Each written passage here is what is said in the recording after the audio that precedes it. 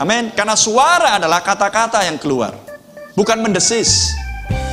Itu bunyi. Suara adalah kata-kata, dan kata adalah pikiran yang diekspresikan. Maka jika pikiranmu adalah memiliki pikiran Kristus, maka kata-kata yang keluar dari mulutmu adalah kebenaran. Kebenaran yang hari ini, firman yang tersingkap di zaman ini. Kalaupun Anda bukan pengkhotbah, Anda tetap pengkhotbah. Tetapi hidupilah orang-orang dengan sebuah khotbah. Biarlah khotbahmu menjadi hidup, dan itulah suaranya Allah yang akan mendatangkan celah bagi mereka yang menolak suara Allah. Amin. Allah pun dipecahkan. Hidupilah khotbah-khotbahmu. Jangan coba-coba untuk mengkhotbahi mereka jika Anda tidak dipanggil untuk menjadi seorang pengkhotbah.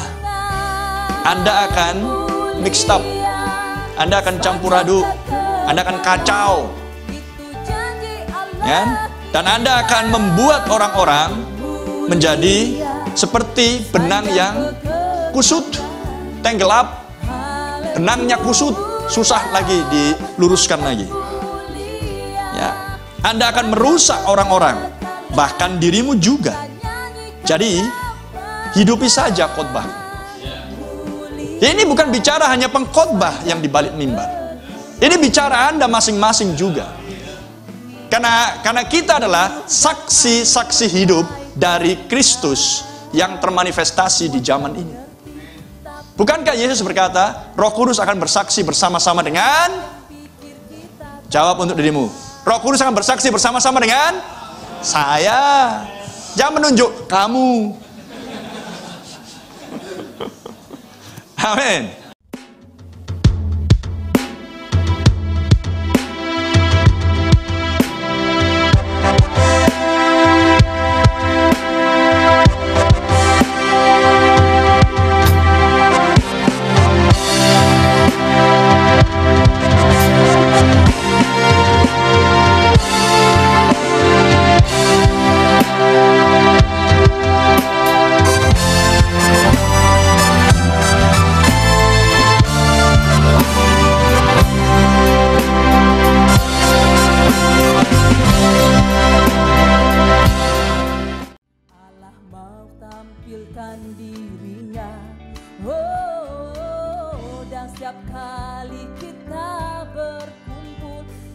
Haleluya.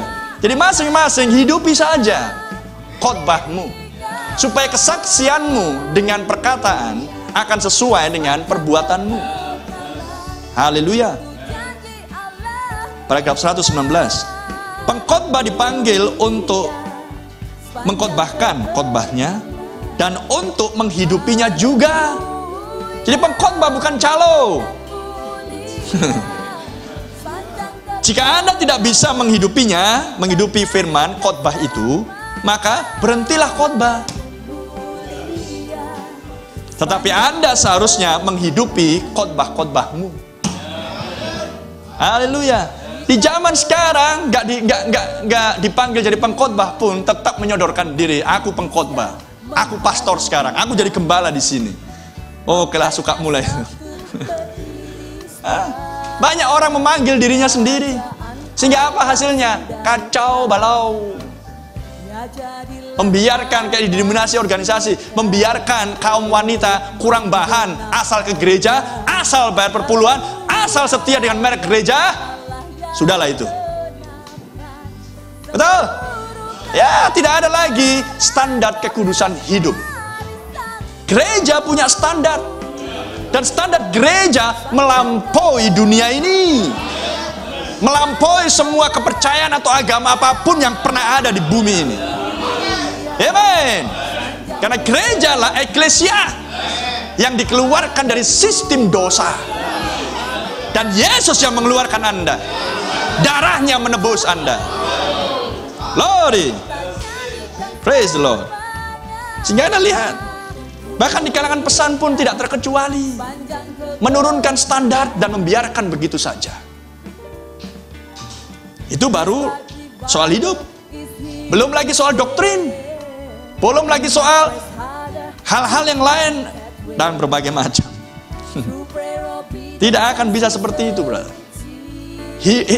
Seorang yang hidup harus punya pegangan. Dan pegangan ini adalah absolut dia. Amin. Apa yang menjadi absolut anak-anak? Orang tuanya. Betul? Ya, anak-anak seumuran Rebeka, seumuran Salom, apa absolutnya? Orang tuanya. Tidak bisa yang lain. Dan orang tua akan membimbing mereka kepada sang absolut, yang adalah Tuhan sendiri. Kelak mereka dewasa, mereka akan mengenal Tuhannya secara pribadi atas bimbingan absolut kecilnya. Amen. Hal yang sama dengan Anda, jemaat. Haleluya. Ini hanya absolut kecil, tapi sedang memimpin Anda sampai sejauh ini untuk Anda masing-masing memiliki hubungan intim dengan sang absolut besar Anda. Haleluya. Maka celakalah seorang pengkhotbah jika tidak membimbing jemaat sampai kepada level yang seperti itu. Ya. Dan banyak pengkhotbah yang seperti itu. Di kalangan kita pun banyak. Paragraf 120. Baiklah, di sini ada suara-suara. Ini Wahyu 4 ya yang dibaca ya. Wahyu pasal 4 nanti Anda baca di rumah. Ini adalah suara-suara. Tapi di terjemahan bahasa Indonesia nggak ada suara-suara, kalau nggak salah itu. Anda cek lagi, Anda ganti terjemahannya. Di sini adalah suara-suara. Dan betapa kita butuh di Jeffersonville ini, di gerejanya Brother Branham waktu itu, betapa kita butuh di Veva ini, Perhimpunan Iman Raja Wali Terbang di Pasar 5 Medan, dan di semua perhimpunan. Apa yang kita butuhkan? Ribuan suara-suara yang hidup. Haleluya.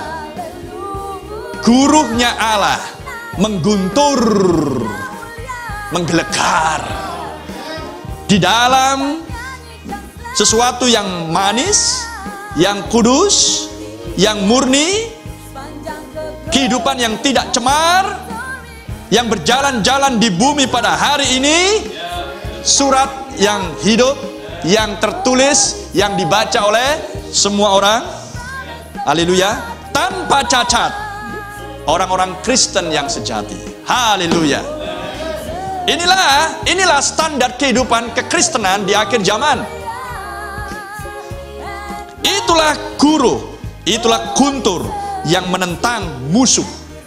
Siapa sih musuh kita? Setan. Tapi setan juga bercokol, berdiam di dalam manusia-manusia.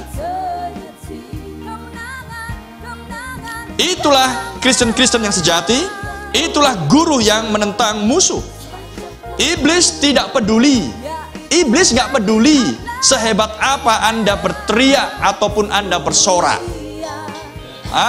Mau sehebat apapun paduan suara, bahasa roh itu, nggak peduli. Mau sehebat apapun suara si pengkhotbah berteriak, iblis nggak peduli. Tidak peduli sekeras apa Anda berteriak atau bersorak. Iblis tidak peduli sehebat apa Anda lompat-lompat, sehebat apa Anda bisa melakukan ini atau berseru.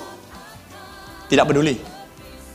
Tetapi yang melukai iblis adalah demi melihat, haleluya, sebuah kehidupan yang kudus, yang suci, yang dipersembahkan kepada Allah. Amin. Dan tidak ada orang yang bisa menuding dia. Say anything to him. Say anything to him. Tidak ada orang yang bisa menuding Anda. Tidak bisa menyebut orang itu dengan apapun selain yang baik. Betul-betul sebuah kehidupan yang manis, yang sangat manis, yang bergerak terus.